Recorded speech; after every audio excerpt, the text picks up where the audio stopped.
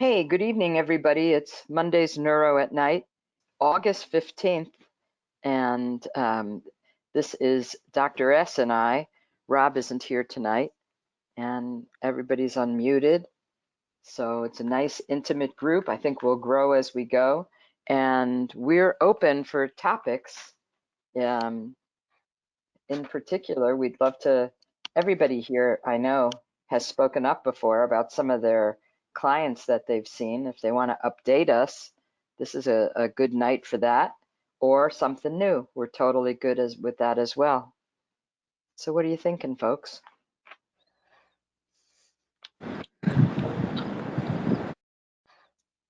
Kathy. This is Kathy. Oh, sorry. Hi. Hey, Kathy. Hey, I have a Kathy. question about, we get the 4 protocols in the thing, and some are eyes open, some are eyes closed, and the top 2. And I technically, unless they're really having a lot of hard time with sleep and a lot of stuff, I start with eyes open. But what guidance do you have to give us about when we should be going to eyes open, for eyes closed first? Or if they had head injuries, a lot of times I do eyes closed work first. But just because it seems like a lot of the symptomology can be resolved by eyes open neurofeedback. Yeah, it does. So I'm just trying to, in that vein, any questions people have or any insight, because I sort of feel like I fumble through that. That's really interesting, and it's a really interesting topic too. It's a long debated topic too. So. Oh, and I'm not talking about alpha theta, okay? So yeah, that's the difference. But you can talk about alpha theta too. Yeah, it's a there's just no hard and fast research, so there's no real hard and fast guidance on it, and that's a problem. I mean, you go to lots of workshops, whether it's neurofeedback or anything else, and there's all these people who are so sure and so positive about this, that, and the other thing, and then when you go to look at the research, you find out, well, there's no research on it. How can they be so positive? Well, they've made clinical observations over the years and decided that that's the way it is, and that's how it will work best. And it's kind of like that becomes almost their opinion, almost sometimes becomes their religion, and that happens to all of us. It's dangerous. And that happens through what we call confirmation bias. I mean, we think we see a pattern, then we start looking to see if we're seeing the pattern. So we end up seeing more of what we think we're seeing, and then we come to the conclusion that it must be true. And sometimes that can be true, but a lot of times it's wrong. And that's hard to believe when you find that out. And when I run statistics on a lot of my theories and what I think I'm seeing, and I see if nothing's there, it's like, I can't believe it. I run it again every different way I can think of it. It's like, I'm wrong. That's not what's happening there. But boy, it seemed like that's what was happening there.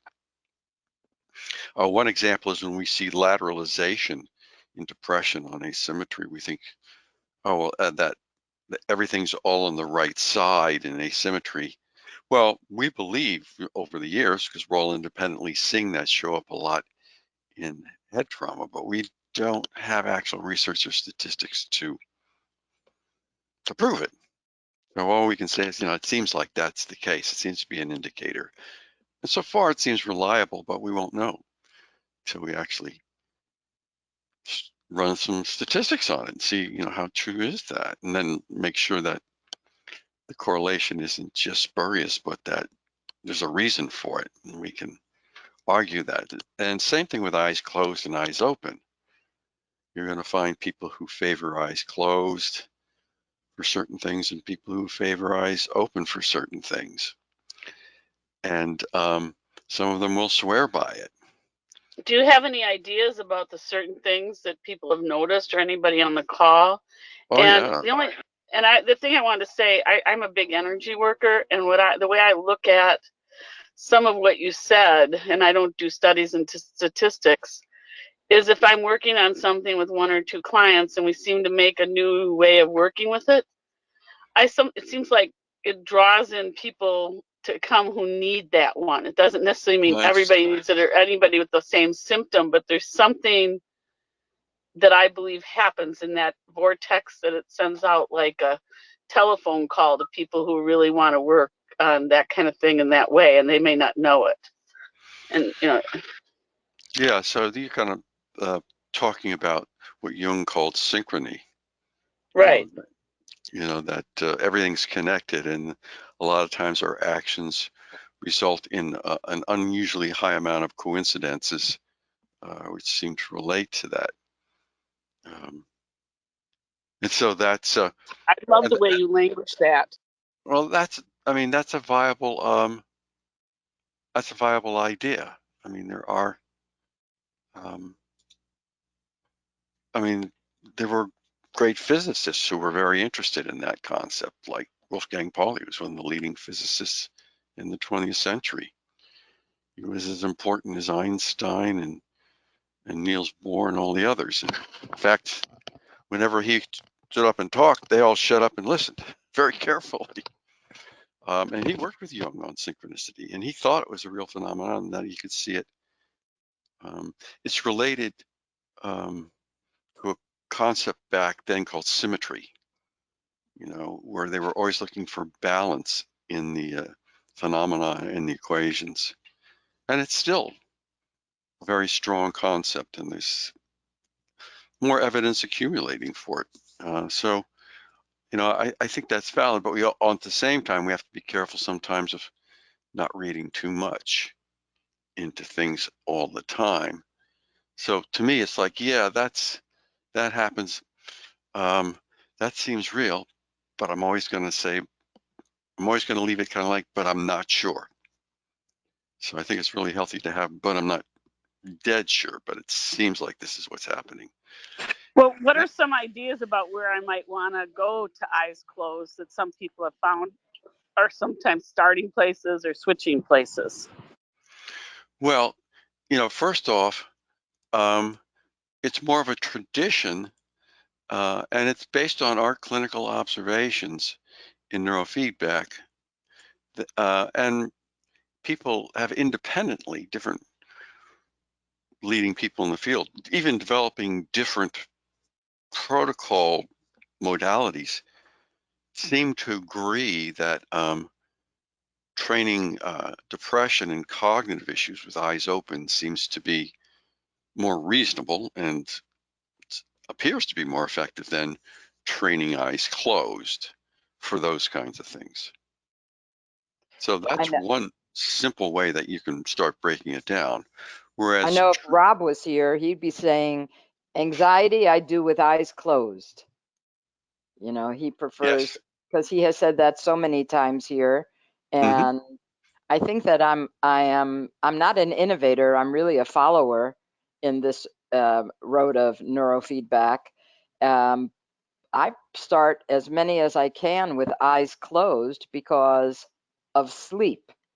And I think you're training people to get better restorative and replenishing sleep. You're going to do it with eyes closed. So that's usually how I'll start at CZ and maybe switch over a little bit to C3-4 and start out with eyes closed. And then if I'm going for depression, that's usually posterior with eyes open, or frontals with eyes open.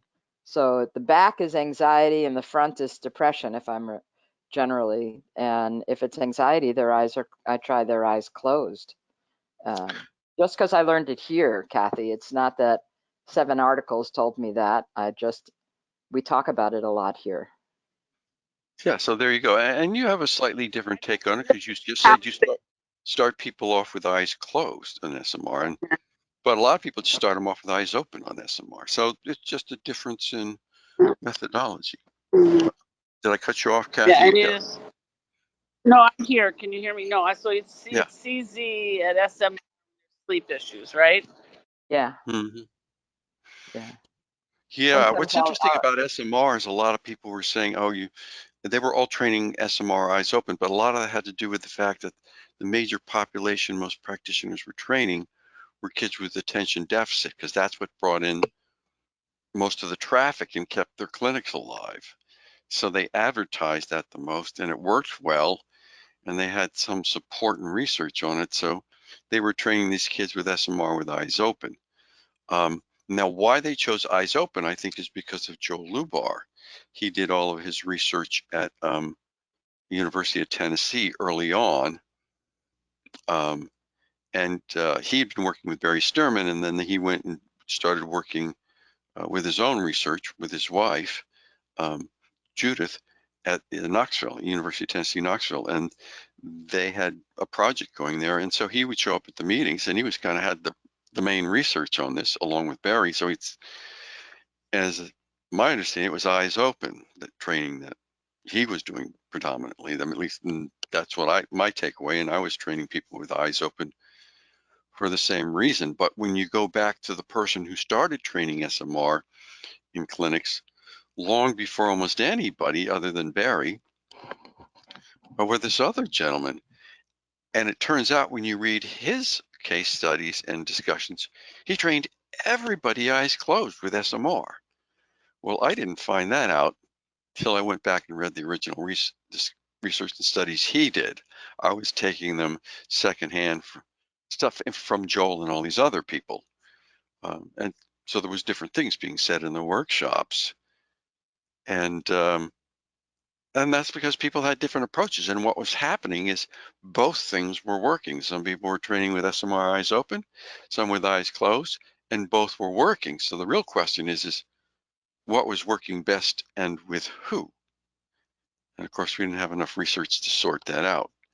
So this was never etched in stone. Definitely open to anybody else's memory of history, or there are some people who've been around as long as I have here. Anybody have a different memory of how it unfolded? Or Yeah, can you hear me? yes. Yeah. Oh, hi. This is Mark Shively. Yeah, Mark, you've been around forever. So what was your take on it back then? Well, my take was Joel was our consultant, and he came up to Cholita Institute for about 10 years, and we were training developmentally disabled children who had seizures. And we did SMR training, and of course, with children's eyes open, we just reinforced them when they produced it.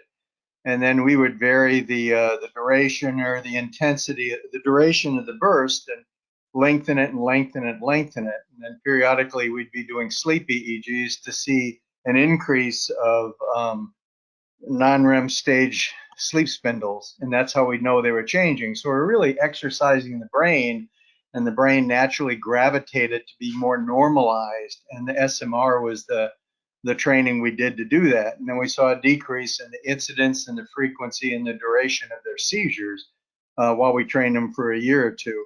But those were developmentally disabled children that had seizures. Yeah, you're not even allowed to use that word anymore. Yeah, yeah, that's right. That's right. That's how long you've been around. And we had an automatic dispenser, and I know it during ISNR, Joe said it was liquid, but we never gave them liquid. We gave them like little bits of a peanut, or they'd hear it click and they'd get excited, or we'd little bit of like an M&M caught up in that. But they just got trained for the rewarding. And then when I went to University of Tennessee, I worked in his office as well as his lab and that, and we did a lot of training, but it was all eyes open. But again, we're exercising the brain, and the brain figures out what it's going to change, and it normalized. And then tracking and trending, we saw them doing better in school. We saw seizures decreasing. So that's where we were working, and of course it is T3, T4 in the central area. But again, it was bipolar training back in there. We weren't, doing full head montages and areas of interest and all that. But people got better with the training. So again, the brain figures out what it's going to do as you're rewarding it when it's producing more SMR, and then they figure out how to make it happen. Okay. Well, But it was folks, not eyes closed. It was eyes open. you just heard it from ancient history, from one who was there in real time. And that's really hard information to get these days. So hopefully Mark will be around with us for a long time to tell us the history. Thank you so much, everybody. I appreciate it. Yeah, and so that's, that's a really good point, because I'm trying, it's one of those nights where I'm having tip of the tongue syndrome. I can't remember the name of the famous guy a guy who literally made SMR famous, training all these kids. And because Joel did it eyes open, we all were thinking he did it eyes open. And then we found out it was eyes closed. And I don't know whether it was Dale Walters who told me that. I was like, what? And Joel does it, and he did it all eyes closed, everything. And he trained everybody who came in. He didn't train beta or anything else, or theta down. He only trained SMR up, eyes closed. So much so that somebody called it the Church of the 14 Hertz, because so many other people were doing it, and it was like magical what SMR did. Well, but with our analyzers too, we if they had EMG activity, that would inhibit them from getting a reward, or if they had too much theta activity, then they'd have an inhibit for getting the reward. So you were kind of trying to make sure that they were getting an honest activity of SMR to get reward. Oh, absolutely. So true. Can you remember the name of the guy who made SMR training so famous? Trying to Are we talking about Barry? Tansey? No. Was it Michael Tansey? I think that might be it. I think it's Michael Tansey.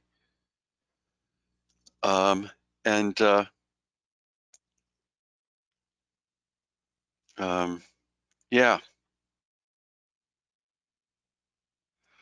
was Michael Tansey.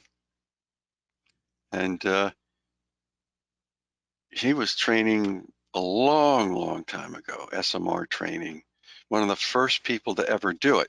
Now, why he did it eyes closed versus what Barry seemed to be doing, and maybe Barry was doing it eyes closed, but Joel was doing it eyes open, clearly, based on Mark's memory and my memory. And not only that, Joel never changed the threshold. He would set the threshold based on the child's first average and just leave it there. And at least during his research at Knoxville. So I don't know if he was doing that. Was he doing that, Mark, with you guys too at that time? Well, we had an analyzer with trim pods and that, and we could, and filters, and we'd come in and we could adjust with a shaping behavior, and so we'd start off, if you just got a burst of activity, then they got a reward, and then we'd kind of increase, raise the bar of, we'd want a stronger burst and a stronger burst, and shape it. We'd always strive for like 70% reinforcement on it, even so. That's how I did it in the Institute. Of course, we had a grass polygraph, and that would be running. We could look at the signals and that, and we had a little light bar that would go around that was custom equipment and counted. So you get a reward for every reinforcement, and then every second, every third. Yeah. But like I said, we could shape the duration of a burst or the intensity of the burst to meet criteria. It's different from what we're doing now, isn't it? It was different from what we were doing. Same brain, same signals. We're just filtering it different. Yeah. Yeah. And then in Joel's practice too, it's like you'd set the criteria and dial them in, and then you go for that 70%, because you wouldn't want them to just be getting it all the time. You wanted to kind of that tipping point, but then you also wanted them to be on the boards where they're getting some success, and so they'd keep working at it. Then we had some in his practice. I'd come in, they'd do captain's logs, or they'd be doing different activities, and they'd be rewarded when they produced the SMR, and that helped them in school performance and focusing too. Right. But again, we're exercising the brain, and the brain figures out how to be in the zone, and the SMR just calm the brain. That's why when I was working with the developmentally disabled children, we saw an improvement in their seizures, and it was only by getting them to produce that SMR, and then the brain just started to naturally produce it on its own, which is how we documented with the sleep EEGs changing and showing more sleep spindles. That stage 2 non-REM sleep spindles started increasing after the SMR training. Yeah, so it's good science. And I know for a fact from talking to Judy, who did all the clinical work at Knoxville, she and I used to have lunch a lot, and together at ISNR, and I would ask her all kinds of questions about how they're doing the original research, and they would just set the threshold to one thing and they'd never move it. And Joel really, at that point, from his research, was really promoting that concept. It was before we had auto thresholding, because we didn't have that early on. That No, we came manually later. changed it. Yeah. Yeah, you manually set it. And I remember I was manually changing it all the time. And then auto thresholding came along, and it's like, wow, that seems kind of like a little iffy of a practice. But then Well, I started using it, and I started to realize in a lot of situations, it was more efficient than the manual stuff I was doing. Not always, but in a lot of situations. yeah. And in the field, you had fixed ratio and variable ratio and incremental and, behavior modification. You'd be working with different paradigms on that in the day. But yeah, Well, we didn't know what was going to, we had ideas about what worked, but there was a lot of experimentation, and we didn't know for sure on everything. So it was important to try different things, right? yeah. So SMR, as you can see, was done both eyes open and eyes closed by different groups. Well, it wasn't groups. It was Michael Tanzi, but he developed the following. And so all those people were doing, adults and kids, for everything, regardless of what they came in for, eyes closed SMR, and people were he was writing up case studies and publishing them, and people were getting better all over the place. Whereas Joel was doing very careful group studies with control group designs, small ones, but very well designed small group designs, eyes open, working with kids. And it was a slightly different approach, and yet they were both getting really good results. So I think that speaks to the idea that there's different ways that you can train people with neurofeedback, and you can still get good results. And that created a lot of confusion because, the argument, well, which way is the best way if there's different ways? Can I ask one more? To me, it's the same brain, because I bring people in here and I do heart rate variability training with the Alive system, but I'm also monitoring their temperature and I'm monitoring their SCL. And then if we do neurofeedback, you'll see changes in their EEG, but you're also seeing change in their temperature and their SCL. So Yeah. again, it's state or trait. If they allow themselves to be in a relaxed state and their SMR is going up, you're also watching temperature go up or water in their hands go down, GSR go down, and that's really what we're working with. So if all of a sudden they're focusing better because they're relaxed, if they're not being a reactive person and they're more calm, then all of a sudden they're attending better, or they're able to kind of be on task and focus better. It's all going on. Right, and you're coming from it from a more biofeedback perspective. So a lot of us came into neurofeedback. We were doing biofeedback, and then we got into neurofeedback. And when you do that, you have a completely different understanding of it in many ways, in many ways a deeper understanding of it, because you've seen how the body responds to operant conditioning and what changes. So when you get to the neurofeedback, that carries over, but it still gives you a different way of looking at it. And that's why I always encourage people to learn biofeedback as much as they can, and to use it in the clinic. It's a valuable tool. I just gravitated towards heart rate variability as my primary tool because it was something that clients could afford to buy. Yes. And that was standalone, and I could use it. And I tested, I spent a year running my clients on all of the peripherals with HRV, standalone HRV, to see which peripheral affected all the other peripherals the most. And the one that I found that affected all the others the most was HRV. When I ran HRV, all the other peripherals would improve the most as compared to if I ran skin conductance or something else. Now, it wasn't that way with everybody, I have to say right off the bat. There are individual differences, and if you're a biofeedback practitioner, you can get better results with all those different peripherals if you match them to the person. Well, and it's like if I'm working with migrainous people, then it's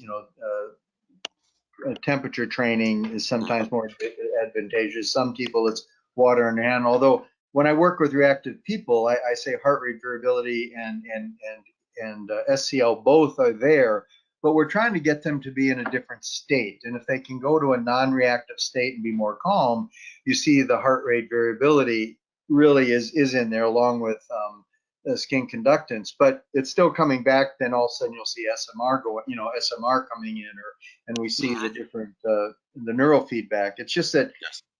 it's like what's the tail that wags the dog? Well, you're a whole system. So when you're monitoring, you have Yes. to realize it. It's not just theta training. It's not just, well, I need to get their alpha BEP or their SMR up.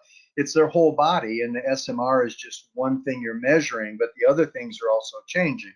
Just like alpha up, other things are also changing. What state are they in? Are they being in a relaxed state? And then it's like, what's the best way of assessing that? Well, there's not a best way.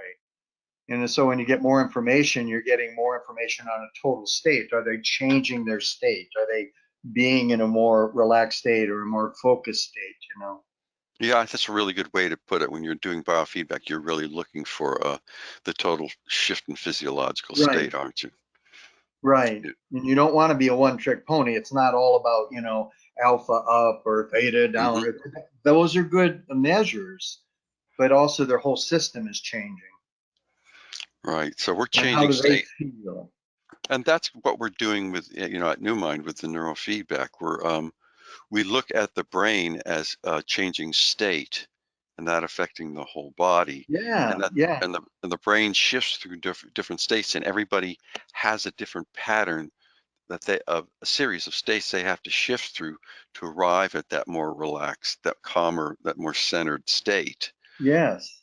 And that's and for everybody, there's a different pathway to that, right? Yes, and that's like even Mark Smith in his Infra Slow training is all about the sympathetic nervous system. So he's monitoring, what's your peripheral temperature is the easiest thing to track at the same time that you're doing the neural feedback, and that really gives you good insight. I mean, I had a client today came in at 87 and they were working on breathing and it went up to 95. Well, then you also watch, their alpha coming down. So you're like, okay, Yes. got dual measures. It's not just one flyer here where the whole system is changing. How do you feel, how are you letting yourself be,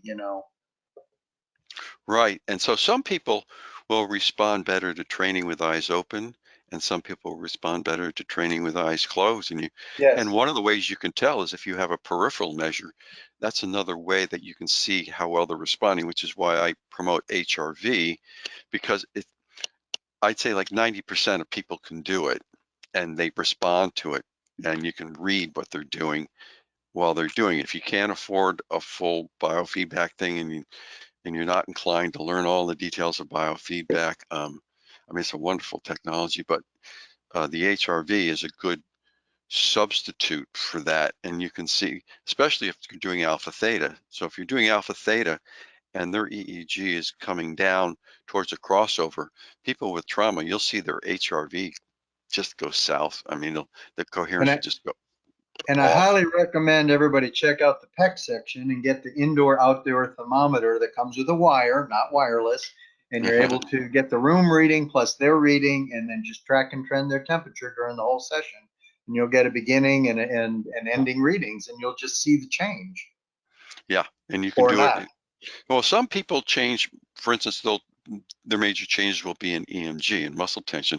Other people will be more in skin in temperature, because like you'll have men who come in more often than not, and their skin temperature will be almost in the normal range, and it won't fluctuate that much when they relax. But the majority of men will have more EMG issues than women, and you watch and you hook them up to the EMG, suddenly you see a much bigger change when they relax. Whereas a lot of the women, skin temperature, you'll see a lot more change. I mean, it's not that black and white, but it tends to trend that way because women tend to tense up their the smooth muscles, whereas men tend to tense up their skeletal muscles. Which I have a question. Dominant hand or non-dominant hand? Does it make any difference, or do you just go to the ear for the temperature? What do you? Oh, I find it that your whole body's changing, and there's a lot of discussion about dominant and non-dominant, but I also work with a lot of traumatic injuries, so I go with the non-affected hand. In other words, if they've had post-surgery scars, or you don't want Obviously, yeah. a nervous system that's been affected. So, but they're both an insight into the system change. And as they relax and they get vasodilation, their hands will increase. And so I find some people are SCL changes more rapidly than temperature, and other people temperature changes, but they both change in all people. So even though it may not be as much of a shift, you're still going to get a shift. So then it's like, how do they exhibit that when they're in a relaxed state, and how does that vary when they're more reactive? Or I'm always like, kind of more reactive is kind of like cat's ears perked up, or dog's ears perked up, or I how just think are about they? Some people have bracing, and if you're a right-handed person, and if you're bracing, you think about it, you do so many things. You hit the hammer with your right hand, so there's maybe less. I don't know. Yeah, I've always gone with the non-dominant hand, but I well wondered about that. No, I've always worked with the dominant because as a start point, but sometimes I think that's picking at nits. I just think, try it out on that individual, see if there's much of difference. I used to put a thermistor on each hand and track and trend and see if there was a lot of variance between them. And then sometimes when I was working with people and they had post-surgery and that there was a difference, so then I'd train the affected hand, so to speak, the one that didn't respond like the other to it. So like knees, if they've had surgery, you kind of strengthen the affected knee to the non-affected knee. So with the hands, if I was working with Renards or something, I'd get them to try to match their hands or something. Or if I was working, well, like you were saying, 4 and 5 channel EMG sometimes, and exercising. Same thing when I was working with people who'd had impairment in a limb after surgery, try to relax it and get it to match. But as a general state change, find what works best. SCL, you can work off an ear or you can work off fingers, but generally I'd work off hands. If I work with diabetics who've got neuropathy, sometimes I'd work with the hands because they've got better nerve conduction there. And then I could shift to a toe or a foot and let them apply the same techniques they use to relaxing their dominant hand to a limb that was slower and you wanted to increase circulation in. And so you can do that because there's less nerves in their foot that react that way. But in the beginning, you're just trying to get a measure of a state change. And then for that person, you'll get data across 3 sessions and then find out what's normal for them. I'll get people come in someday and they're like a little reactive and they'll have a lower temperature. Whereas then when they relax, you see it going up and they'll say, well, I'm feeling more relaxed than I have last 1 or 2 sessions.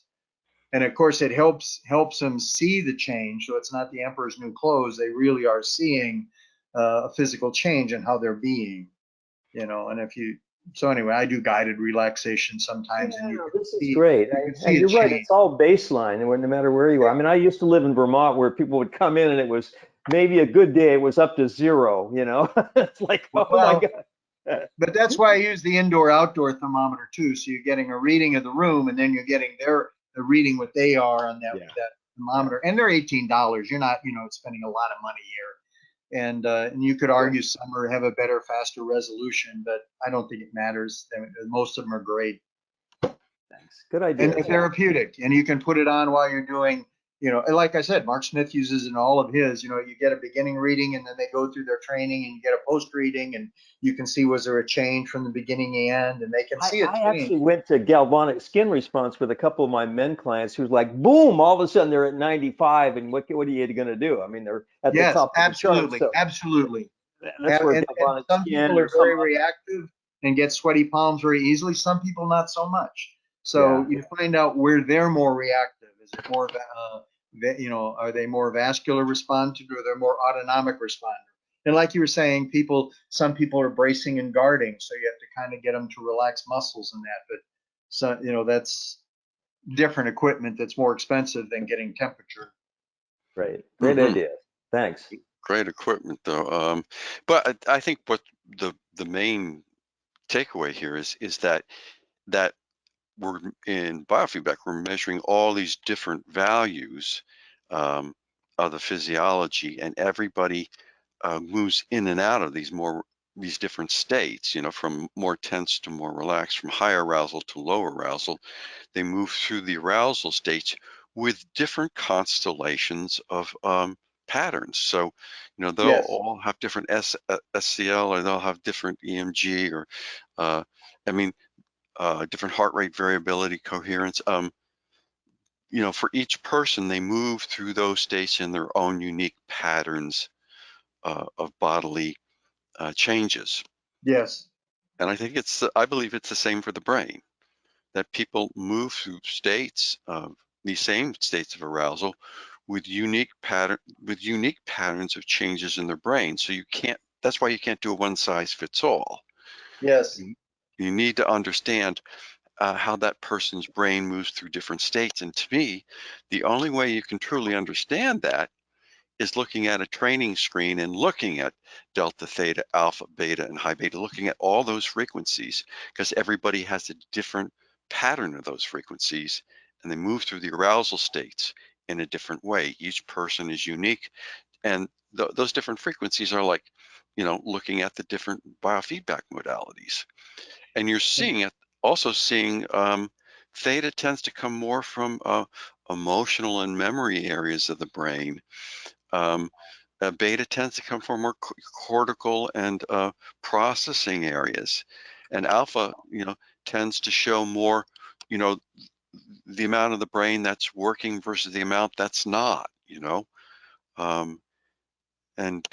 So you're kind of getting an idea of how the person's brain is layered, how those layers are moving through these different states, and everybody's a little Yeah, different. idiopathically. And so as we exercise the brain each time, we have no idea what the brain is doing. But like you were saying, reorganizing the sock drawer, reorganizing the sock drawer. And after 10 sessions, the sock drawer is more organized. So we just have to look how that Yes, individual changed across time. And then that's from their correlations, they seem to be functioning better in their everyday activities. It's like, okay, good job. that's exactly right. So that reorganizing of the sock drawer, removing those, that's reorganization. So it's each iteration, you reorganize the sock drawer, And and I can't micromanage it because I don't know what it's doing. I just know that's that right. it's It's too functioning better. complex. Well, in the brain, it's almost infinitely complex. So when we look on the pre-post maps, we see reorganization and normalization. We say like, well, this many iterations, and we don't know how many there were. And everybody goes through those iterations at different rates. So it's impossible with the present technology to know exactly what that is. But you can see kind of in the pre-post map, you can say, well, overall, they reorganized the sock drawer this much, and overall, in normalization, they got this much order out of the deal. You know, and And also I'm thinking about, since you've been stressing so much about the functional aspect, you know, that's got to also play a part in the reorganization and the shifting, you it know, putting it does. all together. And Oh, yes, that absolutely. never used to really be thought about. What are people putting in their body? What are, you know, as well. It wasn't back in the, I mean, there were those of us who were, but like I said, when I did my first presentation on the relationship between nutrition, uh, QEG, and protocols, 8 people showed up, you know, and their eyes were glazing over as I talked about nutrition and QEG, you know, and then like 10 years later, I had a packed house and standing room only with cameras on me. And I was like, you know, you could see the shift culturally from the 20th to 21st century, the awareness of the impact of nutrition on health, and people are saying it's got to be affecting the brain.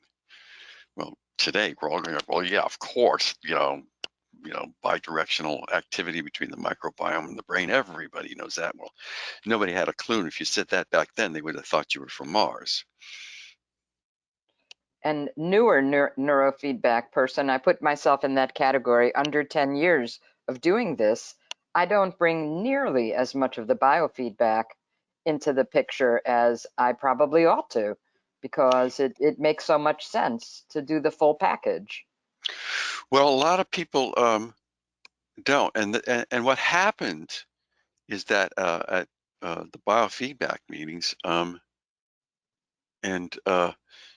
is that this division started to occur when people started doing neurofeedback. And for instance, I was doing neurofeedback with a full body hookup, kind of like Mark's talking about. And so I would do neurofeedback, and I'd watch the biofeedback changes and the neurofeedback changes. And yeah, I began to, and just like Mark says, they all kind of changed together, but it was unique for each person. But then a lot of people were saying, well, you know, when I train the neurofeedback, the biofeedback measures seem to change faster than when I just train with the biofeedback. And then there were all these other biofeedbacks saying, oh no, you've got that wrong. You're just misunderstanding what's happening. But this division began to occur in the meetings, and at a certain point, and I don't know all the politics because I wasn't at the earliest of the meetings when the rift occurred. Maybe Mark was, but everybody started up. I mean, a group of people started up the SNR, Society for Neuronal Regulation, and that became ISNR eventually. But you know, they were very small meetings, and when I walked into it, most of us were doing both, but some of those people were just doing neurofeedback alone, and the just neurofeedback alone part grew very quickly. What's your take on that, Mark? Do you have? Well, yes. I mean, I remember before there was neurofeedback, everybody was doing it, but it wasn't an independent organization and that, and so there was some splintering. I just think that if you think of it as biomonitoring, there's no reason why everybody doing neurofeedback shouldn't be monitoring temperature also. It's just giving you more information on what the brain is doing. You're a system. I don't care if you're doing thermal feedback or SCL feedback, it's still the same brain. If you're doing neurofeedback, it's still the same brain. You're just measuring different aspects of how the system is changing. So if you want some insight on the sympathetic nervous system, temperature is a very simple, cheap thing to monitor. You know, $18 and you have a thermometer and you can monitor, and it helping you gain insight to the change in state other than just the EEG feedback. And it's like, I think we get a little myopic when we're focused in. It's like, I think someone used to say, you know, phrenology, you know, it's like, or I mean, even Penny Gina said, this isn't whack-a-mole. It's not like make this down and make this up and I made that happen. I don't think we're making anything to happen. The brain is doing it. You know, we're just allowing it an opportunity to exercise, but we're not making it happen. And so that's an important point. But I think the temperature just adds more information to give you greater insight in how this person is changing. And each one is idiopathic. We're all different, but we do see trends, you know. But that's what happened. People kind of became one-trick ponies, and they said, well, I'm just going to do neurofeedback. I don't want to know about the rest of the body. And it's like, well, you can't ignore the rest of the body. It's the same person. So you really have to open yourself up to how is the system changing. And the more information you have gives you more information. It's like when you're in a car, you know, is my engine overheating, or is the, you know, what's the RPMs on the engine? You get all this information. But you can do just neurofeedback, but it helps you have a better understanding how the person is being, especially when they think thoughts and you see changes, you know, is their state changing? And they're on the inside. How are they being? What are they thinking? So when I do heart rate variability training, they have to kind of like be in the moment. They can't think about the past or the future, or they get a really reactive heartbeat. So they just have to learn how to just sort of be in the moment to let themselves go to neutral. And that's a training, but you can also monitor their brain waves when they're doing the same thing, but they have to get there. How can they go to a neutral place and not be reactive and overthinking? Yeah, and Eyes that's very closed, eyes instructive. open. That's a whole big thing, you know. Yeah, that's very instructive, isn't it, Mark? To do a biofeedback measure and just monitor the Just EEG. biomonitoring, more information for you as a therapist. And watch what happens to the EEG when you do heart rate Sure. variability or temperature training, and you can see the brain shifting through those different states, because the brain and the body are so intimately connected. They're almost the same entity. In a sense, they are the same entity. Yeah, and yes.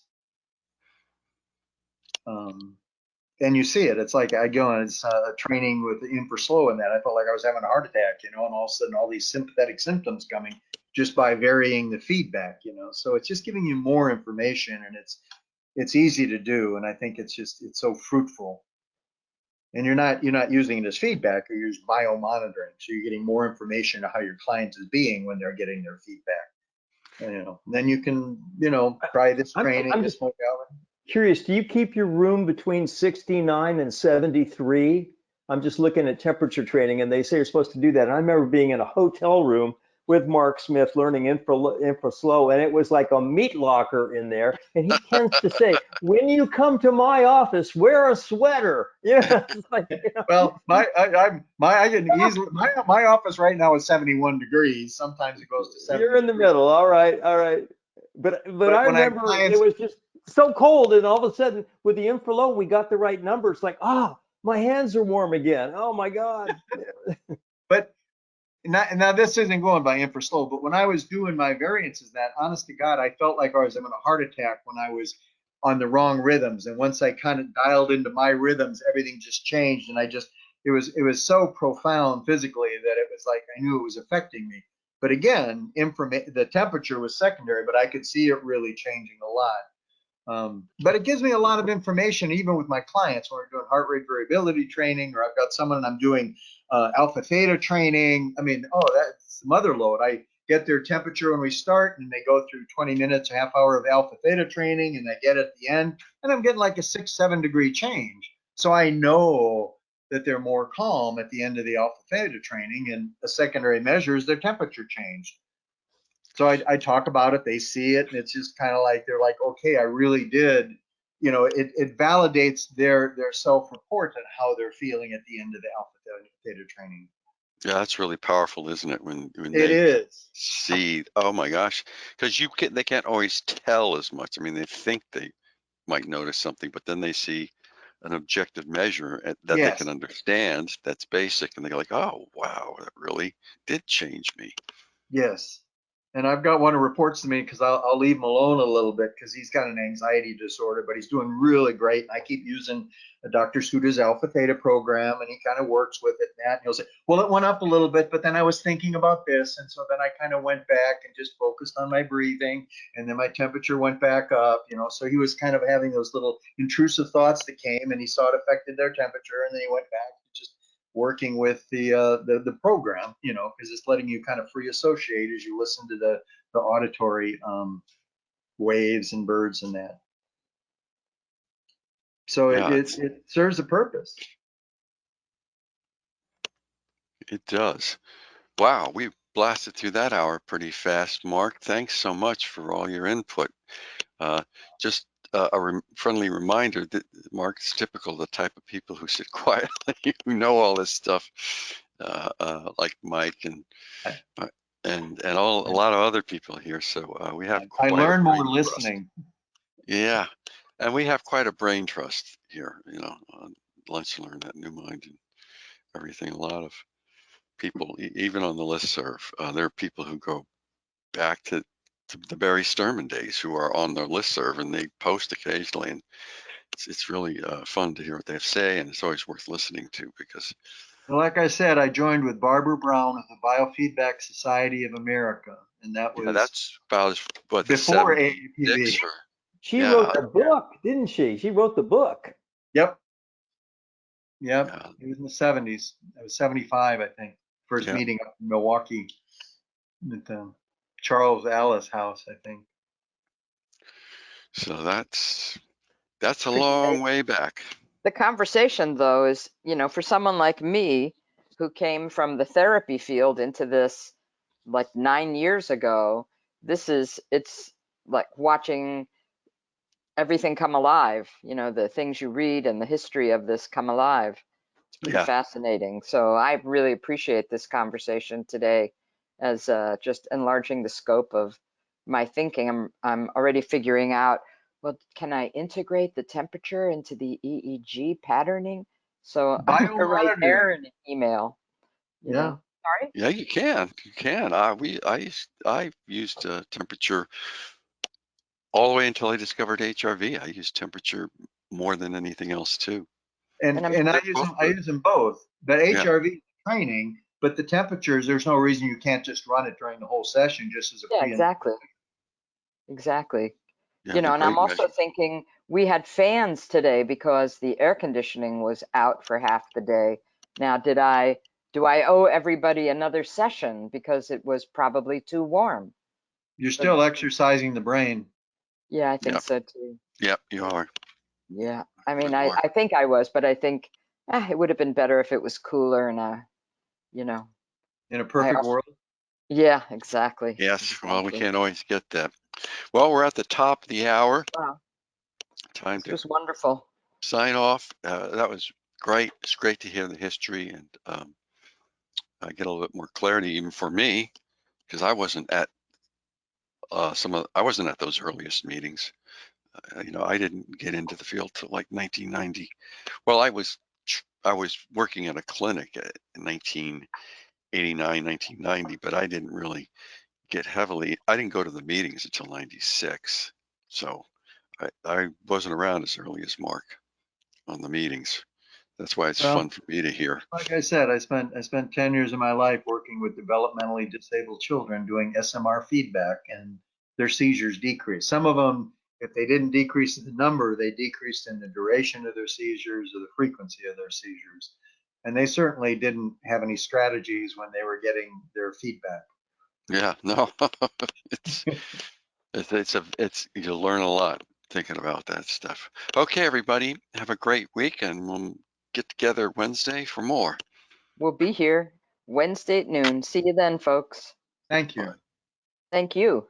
Yep, thanks.